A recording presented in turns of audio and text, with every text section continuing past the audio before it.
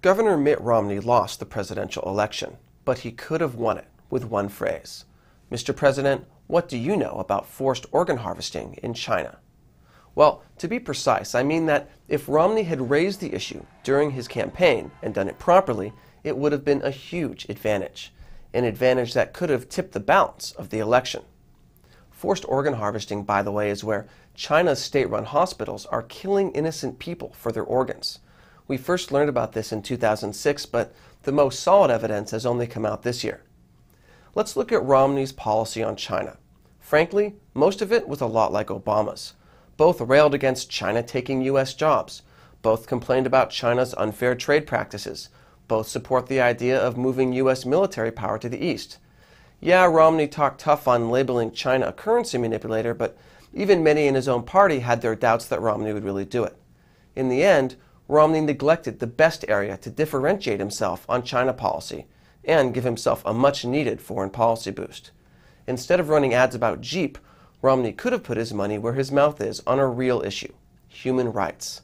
By bringing up human rights, Romney would have looked strong on China and challenged a key Obama initiative, the pivot to Asia, and made himself look moral and principled.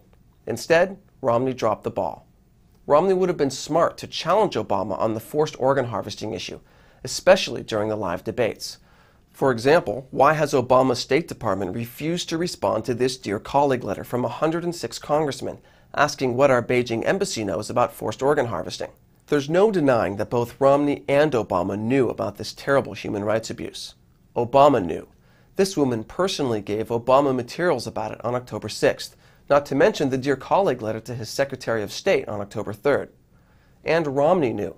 Audience members at his rallies had given him materials about it at least 4 times. And in this video, our own NTD reporter directly raised the issue with a Romney foreign policy advisor. If Romney had brought up the issue in public, he would have forced Obama's hand. If Obama said he knew nothing, he would have easily been caught in a lie. If he said he did know about it, then the obvious question is, why, Mr. President, when innocent people are being killed for their organs, have you done nothing? No matter how Obama responded, forced organ harvesting would have been the most embarrassing of issues for him. It could have influenced the media narrative about the campaign.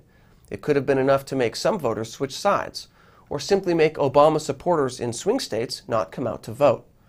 And in such a close election, that could have been the difference between President Obama and President Romney.